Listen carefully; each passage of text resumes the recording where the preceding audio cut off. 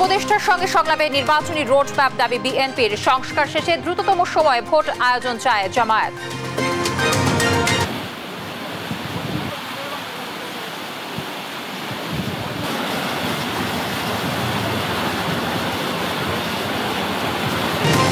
পাহাড়ি ঝড়ে শেরপুরের শতাধিক গ্রাম প্লাবিত, 3 জনের মৃত্যু। ময়মনসিংহেও অর্ধশতাধিক গ্রামে বানের পানি, নেই মোবাইল নেটওয়ার্ক। আজকে পড়া কর্মীরা আবারও পাবেন মালয়েশিয়া যাওয়ার সুযোগ, জানালেন উপদেষ্টা। সব এজেন্সির জন্য উন্মুক্ত বাজার চায় বাংলাদেশ। পোশাক শিল্পে শ্রমিক অসন্তোষ এড়াতে সরকারের হস্তক্ষেপ চান ব্যবসায়ীরা। অর্থনীতি সচল রাখতে ব্যবসা বান্ধব পরিবেশ দাবি। ডিবিতে আর কোনো আয়না ঘর নয়, বললেন গোয়েন্দা প্রধান। জনগণের আস্থা অর্জনের লক্ষ্য, কোনো সদস্য অন্যায় করলে ছাড় নয়। এবং কিছুক্ষণ পর শুরু টাইগার্সদের ইংল্যান্ড বধ মিশন। নারী টি-20 বিশ্বকাপে জয়ের ধারা ধরে রাখতে চায় বাংলাদেশ।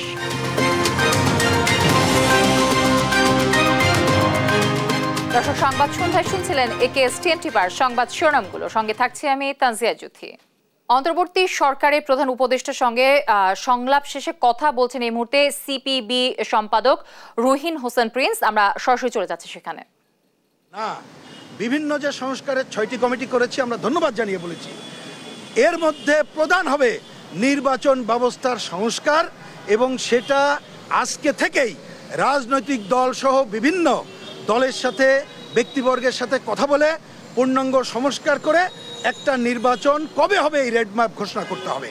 একই সাথে বলেছি অন্যান্য যে কাজগুলো আছে সেই সংস্কারের প্রস্তাব তারা করে যাবেন, পরবর্তীতে নির্বাচিত সরকার সেগুলো এগিয়ে নেবেন। এর বাইরে আমরা তাদেরকে দৃষ্টি আকর্ষণ করেছি, এই সরকারের এমন কোনো কাজ করা উচিত হবে না যা মানুষের কাছে প্রশ্নবিদ্ধ তাকে করবে।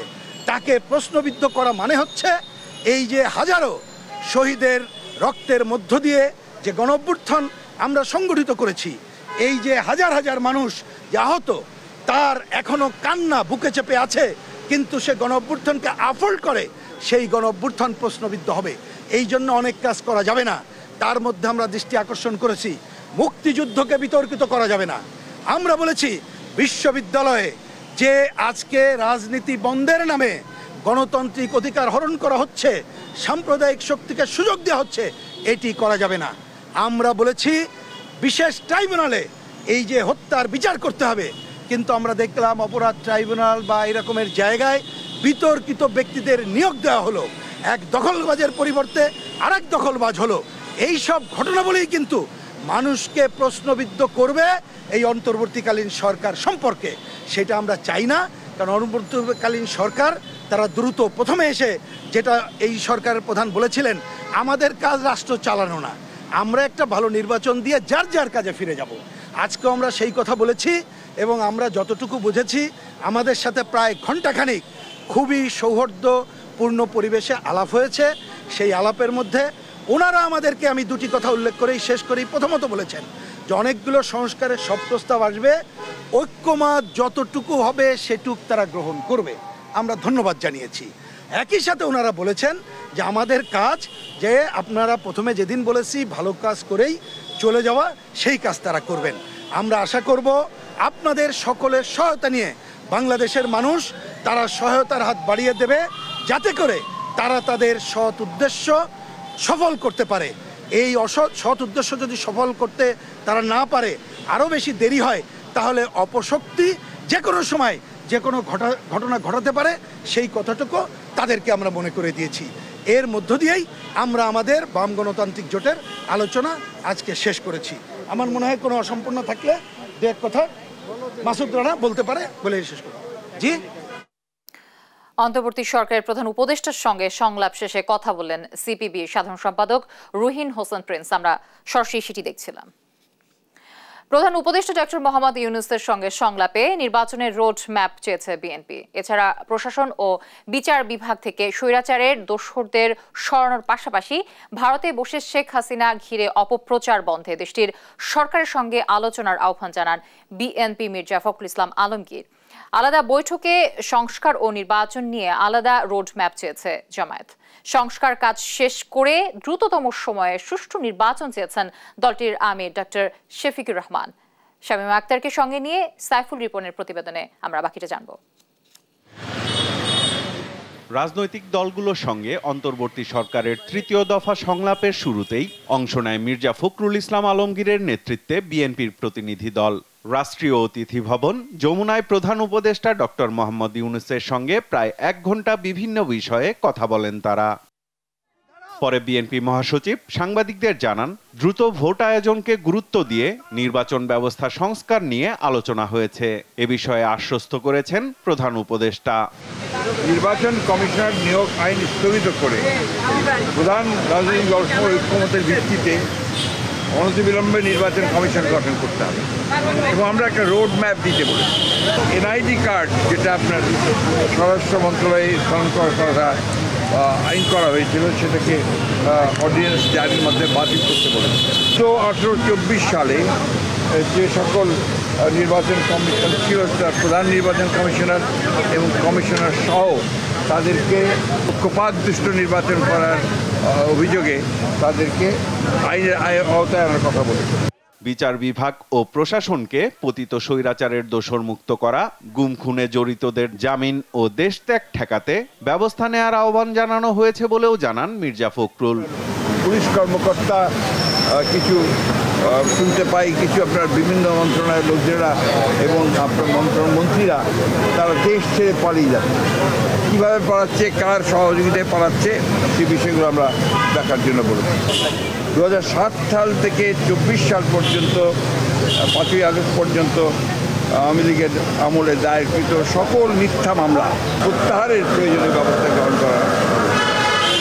ভারতে বসে শেখ হাসিনার দেশবিরোধী অপপ্রচার রোধ ও সাম্প্রদায়িক ইস্যু তৈরির চেষ্টাকারীদের বিরুদ্ধে ব্যবস্থা নেওয়ার সুপারিশও করেছে বিএনপি।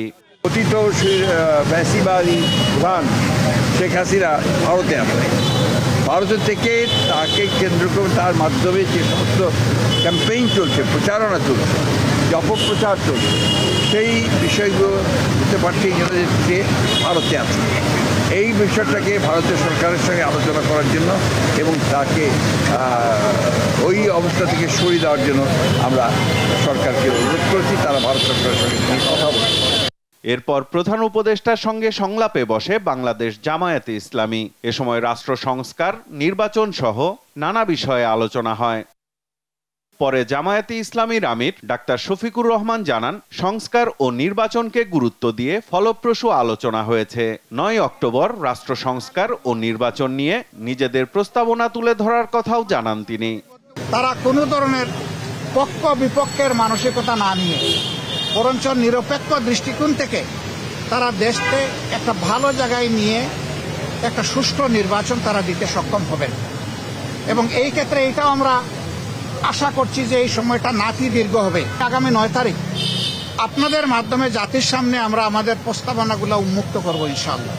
আসছে দুর্গাপূজার নিরাপত্তা ইস্যুতে আলোচনার কথাও জানান জামায়াতের আমির।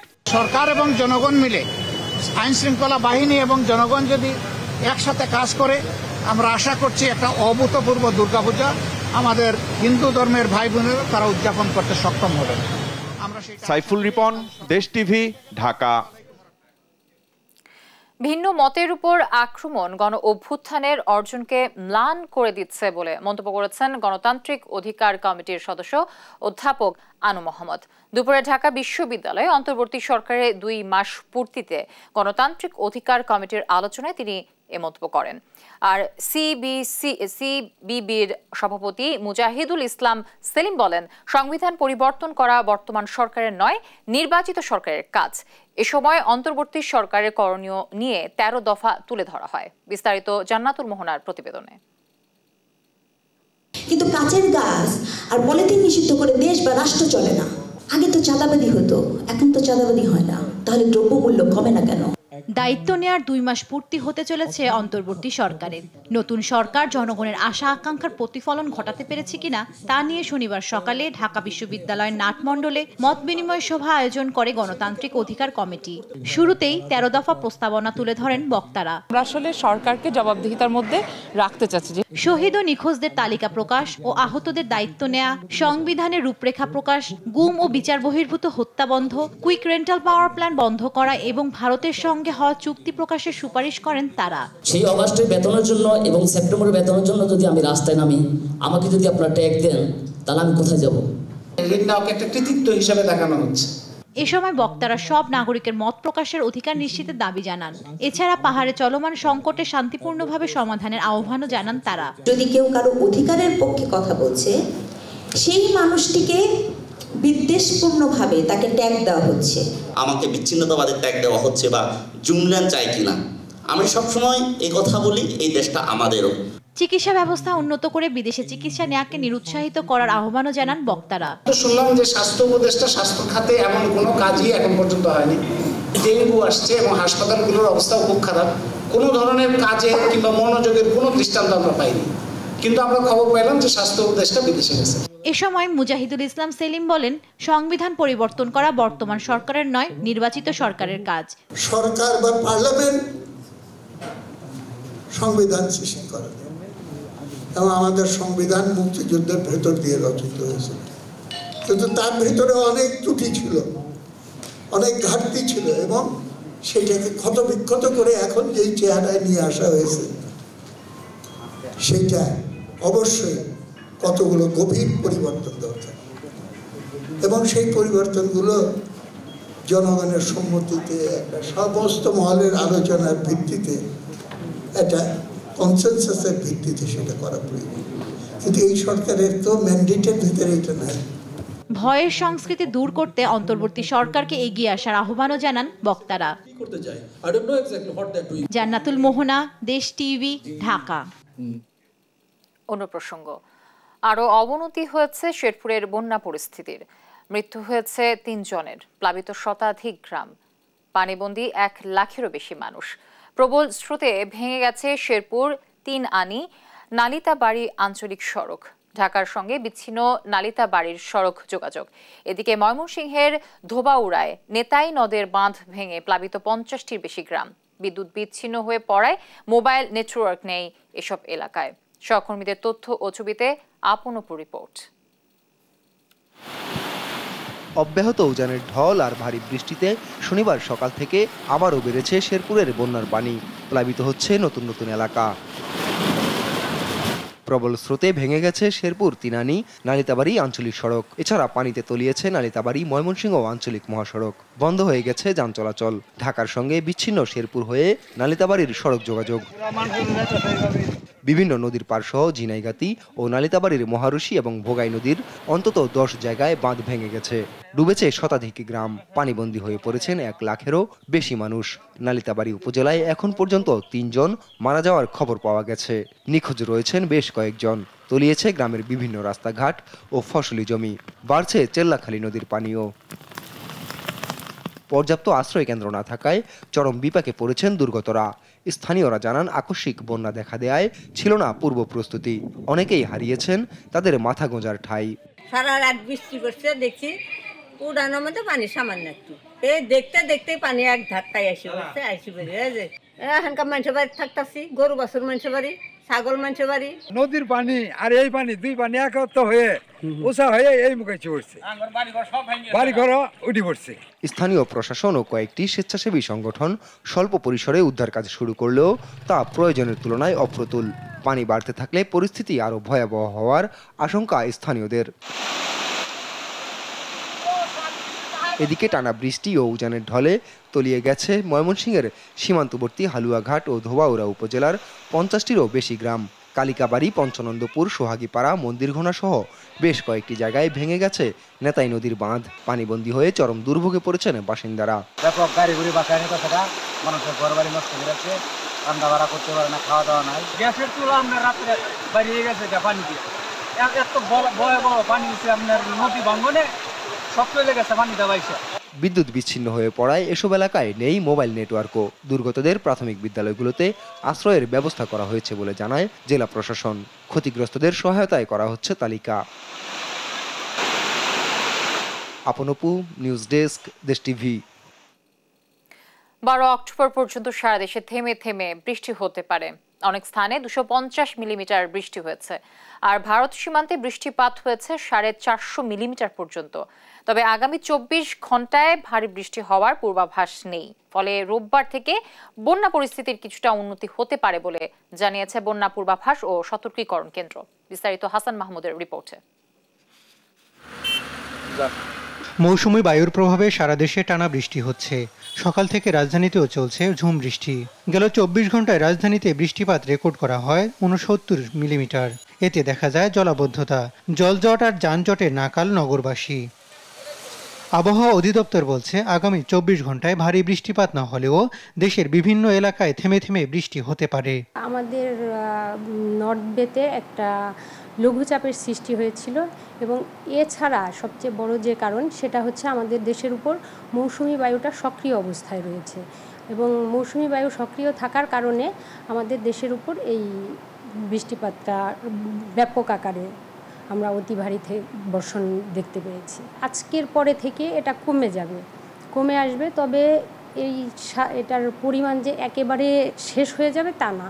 এটা আজকে পর্যন্ত যেমন কন্টিনিউ ছিল, এটা কন্টিনিউ না হয়ে একটু থেমে থেমে বৃষ্টি হবে। এদিকে দেশের উত্তর পূর্বাঞ্চলে ভারী বৃষ্টি ও পাহাড়ি ঢলে যে বন্যা পরিস্থিতি তৈরি হয়েছে তা দ্রুত উন্নতি হতে পারে বলে জানিয়েছে বন্যা পূর্বাভাস ও সতর্কীকরণ কেন্দ্র। অক্টোবর মাসের এই সময় যে স্বাভাবিক বৃষ্টিপাত তার থেকে প্রায় 200 থেকে 300% বেশি বৃষ্টিপাত হয়েছে, যেটা ভারত আবহাওয়া অধিদপ্তরের এবং আমাদেরও বিভিন্ন তথ্য থেকে দেখা গেছে। তো এর ফলে আসলে আমরা দেখেছি যে পানির অত্যন্ত অস্বাভাবিকভাবে বৃদ্ধি পেয়েছে। তো এর ফলেই মূলত আসলে পানি আকস্মিকভাবে বৃদ্ধি পেয়েছে এবং আমরা এখন বর্তমানে কিছু কিছু শেরপুরে এবং একই সাথে ময়মনসিংহ এবং জামালপুরেরও কিছু কিছু নিম্নাঞ্চলে বন্যা পরিস্থিতি লক্ষ্য করছি। নেত্রকোনার উজানে ভারত সীমান্তে 500 মিলিমিটার পর্যন্ত বৃষ্টিপাত রেকর্ড করা হয়। এতে হঠাৎ বন্যা পরিস্থিতি তৈরি হয় বলে জানায় বন্যা সতর্কীকরণ কেন্দ্র। হাসান মাহমুদ, দেশ টিভি, ঢাকা। সনাতন ধর্মাবলম্বীদের নির্ভয়ে মণ্ডপে যাওয়ার আহ্বান জানিয়েছেন সেনাপ্রধান। শারদীয় দুর্গোৎসব উদযাপনে সবার নিরাপত্তা নিশ্চিতে যথাযথ ব্যবস্থা নেওয়া হয়েছে বলেও জানান তিনি। প্রস্তুত আনসার ভিডিপি সদস্যরাও। দুর্গাপূজাকে কেন্দ্র করে পুরো ঢাকাতে নিরাপত্তা ব্যবস্থা নেওয়া হয়েছে বলে জানান ডিবি প্রধান। 13 অক্টোবর বিজয়া দশমীতে প্রতিমা বিসর্জনের মধ্য দিয়ে 5 দিনের এই উৎসব শেষ হবে। শাহাদাত নিশাদের রিপোর্টে বিস্তারিত। গত বুধবার মহালয়ার মধ্য দিয়ে দুর্গাপূজার আনুষ্ঠানিকতা শুরু হয়েছে। সার্বিক নিরাপত্তার নিশ্চিতে কাজ করছে আইনশৃঙ্খলা বাহিনী। শনিবার বিকেলে রাজধানীর ঢাকেশ্বরী মন্দির পরিদর্শন করেন সেনাপ্রধান জেনারেল ওয়াকারুজ্জামান। সনাতন ধর্মাবলম্বীদের নির্ভয়ে মণ্ডপে যাওয়ার আহ্বান জানান সেনাপ্রধান। সারা দেশে পর্যাপ্ত পরিমাণে সেনা মোতায়েন করা হয়েছে বলেও জানান তিনি। সবাই যার যার ধর্ম শেষে পালন করবে, সেজন্য যা কিছু করতে হয় সেটা আমরা করব। আমরা যে এখন মাঠে আছি, আপনারা নির্ভয়ে আপনাদের পূজা মণ্ডপে যাবেন, আপনাদের এই পূজা করবেন এবং আপনাদের যেই এই পরব যেই এটা সুন্দরভাবে আপনারা উদযাপন করবেন। এদিকে সারা দেশে মোট 32,666টি পূজা মণ্ডপে 2 লাখের বেশি প্রশিক্ষণপ্রাপ্ত আনসার বিডিপির সদস্য মোতায়েন করা হয়েছে বলে জানান বাংলাদেশ আনসার ও গ্রাম প্রতিরক্ষা বাহিনীর প্রধান মেজর জেনারেল আব্দুল মোতালেব সাজ্জাদ মাহমুদ। সাধারণ আনসারের পাশাপাশি ব্যাটালিয়ন আনসারের যারা সদস্য আছে তাদেরকে মোবাইল স্ট্রাইকিং টিম প্রত্যেকটা জেলা উপজেলায় আমরা নিয়োগ করেছি, যাতে কিনা মোবাইল স্ট্রাইকিং টিম যারা থাকবে আনসার সদস্যের, তারা যেন দ্রুততার সাথে সেই জায়গায় গিয়ে যদি কোনো হুমকি থাকে সেটা মোকাবেলা করতে পারে। দুর্গাপূজাকে কেন্দ্র করে পুরো ঢাকাতে নিরাপত্তা ব্যবস্থা নেওয়া হয়েছে বলে জানান ডিবি প্রধান। দুর্গাপূজা উপলক্ষে সারা দেশের মতো ঢাকা মেট্রোপলিটন এলাকায়ও নিশ্চিত নিরাপত্তা ব্যবস্থা গ্রহণ করা হয়েছে। ঢাকা শহরের প্রতিটি পূজা মণ্ডপের নিরাপত্তায় এবং পূজা উৎসবে পুলিশের পাশাপাশি ডিবির টিম সাদা পোশাকে দায়িত্ব পালন করবে, যাতে উৎসবে মেতে উঠতে পারে প্রিয় নগরবাসী। একই সাথে ডিবিকে মানুষের আস্থার জায়গায় নিয়ে যাওয়ারও প্রত্যয় ব্যক্ত করেন মহানগর গোয়েন্দা প্রধান। শাহাদাত নিশাদ, দেশ টিভি, ঢাকা। গেল 31 মের মধ্যে যেসব কর্মী মালয়েশিয়া যেতে পারেননি তারা নতুন সুযোগ পাবেন। মালয়েশিয়ার প্রধানমন্ত্রী বাংলাদেশ সফরে এসে এই প্রতিশ্রুতি দিয়েছেন বলে জানিয়েছেন প্রবাসী কল্যাণ ও বৈদেশিক কর্মসংস্থান উপদেষ্টা আসিফ নজরুল। জানান, মালয়েশিয়ায় সব এজেন্সির জন্য বাজার উন্মুক্ত চায় বাংলাদেশ। মধ্যপ্রাচ্যে কর্মরত বাংলাদেশিদের জন্য বিমানবন্দরে আলাদা লাউঞ্জ হবে বলে জানান উপদেষ্টা। তৌফিক মাহমুদ মুন্না রিপোর্ট। চলতি বছরের মে মাস পর্যন্ত বিপুল সংখ্যক বাংলাদেশি কর্মী মালয়েশিয়া যাওয়ার কথা ছিল আরও প্রায় 18,000-এর, কিন্তু মালয়েশিয়া সরকার বেঁধে দেওয়া সময়সীমা 31 মের মধ্যে উড়োজাহাজের টিকিট ও নিয়োগকর্তা থেকে প্রয়োজনীয় নথি পেতে ব্যর্থ হয় কপাল পড়ে তাদের। আর এজন্য সিন্ডিকেটকে দায়ী করে সমালোচনার ঝড় ওঠে। শুক্রবার প্রধান উপদেষ্টার আমন্ত্রণে বাংলাদেশে আসেন মালয়েশিয়ার প্রধানমন্ত্রী আনোয়ার ইব্রাহিম। সেখানে কথা হয় এই 18,000 কর্মী নিয়েও। শনিবার বিকালে প্রবাসী কল্যাণ ভবনে মালয়েশিয়ার শ্রম বাজার সম্প্রসারণ বিষয়ে ওয়েজ অনার্স কল্যাণ বোর্ড এবং মালয়েশিয়ার পার্কেসোর মধ্যে চুক্তি সই হয়। পরে কথা বলেন প্রবাসী কল্যাণ ও বৈদেশিক কর্মসংস্থান উপদেষ্টা। দেশের সব রিক্রুটিং এজেন্সিকে সুযোগ দেওয়ার আহ্বান জানিয়ে 18,000 কর্মীর বিষয়েও সিদ্ধান্ত জানান তিনি। তো আলোচনার সময় যখন আমি কিছু বলার সুযোগ পেলাম, তখন আমাদের মাননীয় যে মালয়েশিয়ান প্রধানমন্ত্রী আছে উনি নিজের থেকেই বলল 18,000 শ্রমিকের ব্যাপারে উনি একটা প্রতিশ্রুতি দিল যে ওনাদেরকে মালয়েশিয়া যাওয়ার সুযোগ দেওয়া হবে। এখন একটা জিনিস মনে রাখবেন, প্রতিশ্রুতি মানেই কিন্তু নিশ্চিত না, ঠিক না? এখন এই কমিটমেন্টটা এসছে, আমরা মালয়েশিয়াতে আমাদের যে বাংলাদেশ হাই কমিশন আছে এটার মাধ্যমে এবং আমাদের মিনিস্ট্রির মাধ্যমে এই প্রতিশ্রুতিটাকে যত দ্রুত সম্ভব কার্যকর করার জন্য আমরা প্রচেষ্টা চালাবো। 1 মাসের মধ্যে মধ্যপ্রাচ্যে কর্মরত বাংলাদেশের জন্য বিমানবন্দরে আলাদা লাউঞ্জ করার ঘোষণা দেন উপদেষ্টা। আজকে আপনাদেরকে আমরা আনন্দের সাথে জানাতে যাই, আমরা আমাদের মধ্যপ্রাচ্যে যে শ্রমিক ভাই বোনরা আছে ওনাদের জন্য আলাদা স্পেশাল লাউঞ্জের ব্যবস্থা করব।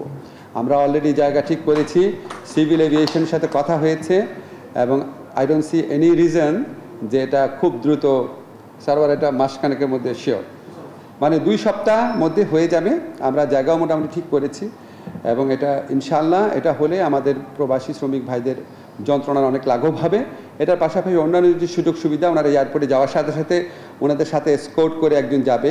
মালয়েশিয়া কর্মীদের মজুরি বৃদ্ধি নিয়ে কথা হয়েছে বলে জানান প্রবাসী কল্যাণ উপদেষ্টা। তৌফিক মাহমুদ মুন্না, দেশ টিভি, ঢাকা। পোশাক কারখানায় শ্রমিক অসন্তোষ এড়াতে সরকারের হস্তক্ষেপ চান ব্যবসায়ীরা। পাশাপাশি উৎপাদন স্বাভাবিক রাখতে কারখানায় সার্বক্ষণিক নিরাপত্তা চান তারা। শনিবার সকালে ঢাকা চেম্বার আয়োজিত সেমিনারে এ দাবি জানান তারা। দেশের সামগ্রিক অর্থনীতি এগিয়ে নিতে বিভিন্ন সেক্টরে করণীয় নিয়ে কথা বলেন আলোচকরা। কায়েস রাহাতের প্রতিবেদন। স্বৈরশাসনের অবসানের পর বেরিয়ে আসে বিগত সরকারের লুটপাটের চিত্র। ভঙ্গুর অবস্থায় দেশের অর্থনীতি, পোশাক শিল্পেও চলছে অস্থিরতা। এ অবস্থায় আলোচনায় বসেন ঢাকা চেম্বার অব কমার্সের ব্যবসায়ীরা। পোশাক শিল্পকে বাঁচাতে দ্রুতই আইন শৃঙ্খলা পরিস্থিতির উন্নতি চান তারা। এজন্য সরকারের পাশাপাশি স্থানীয়দের যুক্ত করার পরামর্শ তাদের। তো এই সম্পর্কটা আসলে আমার মনে হয় খুব জরুরি। শ্রমিক নেতৃবৃন্দ সহ এলাকার লোকজন, স্থানীয় লোকজনকে ইনভলভ করা, প্রয়োজনে রাজনৈতিক নেতৃবৃন্দ যারা এলাকায় আছেন তাদেরকেও ইনভলভ করা। কারণ ওই এলাকার রাজনৈতিক নেতৃবৃন্দ তাদেরও কিন্তু একটা স্বার্থ সেখানে রয়েছে। তার এলাকার আজকে আপনি আশুলিয়া বেল্টই যদি বলেন, সব গার্মেন্টস সেক্টরের সব বেল্টই বলেন যে এলাকার জনগণের যে অর্থনৈতিক একটা উন্নতি ঘটেছে, এটা কিন্তু ওই গার্মেন্টসটা ওখানে যাওয়াতেই হয়েছে। পলিসি এক্সচেঞ্জ বাংলাদেশের কর্ণধার ডক্টর মাসরুর রিয়াজ বলছেন, অর্থনীতিকে সঠিক পথে আনতে দরকার কার্যকর নীতি গ্রহণ। বলেন, ব্যবসায়ী সহ দেশের সর্বস্তরের মানুষের কথা বিবেচনা করেই করণীয় ঠিক করতে হবে সরকারকে। সুতরাং সরকারকে ওই যে আমি যেটা বলেছি, ব্যাংকিং প্রায়োরিটি, কোনো সন্দেহ নাই। সেন্ট্রাল ব্যাংককে যে ধরনের ইন্ডিপেন্ডেন্স দিয়েছে সেটা দরকার ছিল, কোনো সন্দেহ নাই, এবং সেগুলোর ফল পাচ্ছি। কিন্তু এর বাইরে অর্থনীতি যে চাকাটা যার মাধ্যমে ধরে থাকা হয়, ট্রেড এন্ড ইনভেস্টমেন্ট, এবং সেটারই একটা অংশ হচ্ছে লোয়ার লেভেলের স্মল বিজনেস এবং মাইক্রো এন্টারপ্রেনার। ওই জায়গাটায় কিন্তু এই মুহূর্তে নজর নাই। সেখানে একটা হোলিস্টিক স্ট্র্যাটেজি নিয়ে ইমিডিয়েটলি 2 মাস চলে গেছে, ম্যাক্সিমাম আর 1 মাস সময় আছে এই জায়গাটায় এনগেজমেন্ট শুরু করা। ব্যবসায়ীরা বলছেন, চলমান অস্থিরতা বিদেশি বিনিয়োগকারীদের আস্থার সংকট তৈরি করবে, প্রভাব ফেলবে রপ্তানি বাণিজ্যেও। তাই অর্থনীতির চাকা সচল রাখতে ব্যবসা বান্ধব পরিবেশের দাবি তাদের। কায়েস রাহাত, দেশ টিভি, ঢাকা।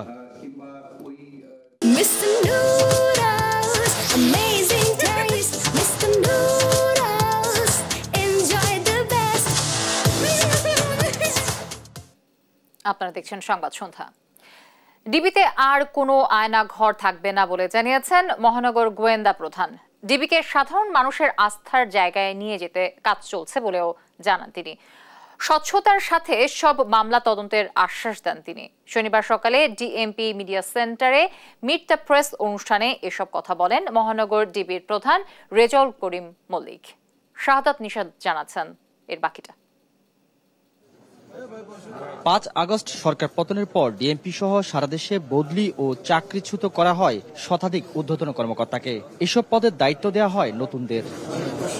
এর মধ্যে ঢাকা মহানগর গোয়েন্দা পুলিশের অতিরিক্ত পুলিশের দায়িত্ব পান রেজাউল করিম মল্লিক। সকালে মিডিয়া সেন্টারে সংবাদ সম্মেলনে তিনি বলেন, ডিবির কলঙ্কিত অধ্যায় শেষ, আসামিদের আর হয়রানি করা হবে না জানিয়ে তিনি বলেন, ডিবিতে মানুষ ন্যায় বিচার পাবে, ডিবি আর নায়ক নায়িকার আড্ডাখানা হবে না বলেও জানান তিনি। ঢাকা মহানগর গোয়েন্দা অফিসে আর কোনো আয়নাঘর থাকবে না। ডিবির কলঙ্কিত অধ্যায় শেষ করে সেটিকে পবিত্র করা হবে, যেখানে মানুষ ন্যায় বিচার পাবে। এখানে কোনো নায়ক নায়িকা বা সেলিব্রিটিদের সময় কাটানোর জায়গা হবে না।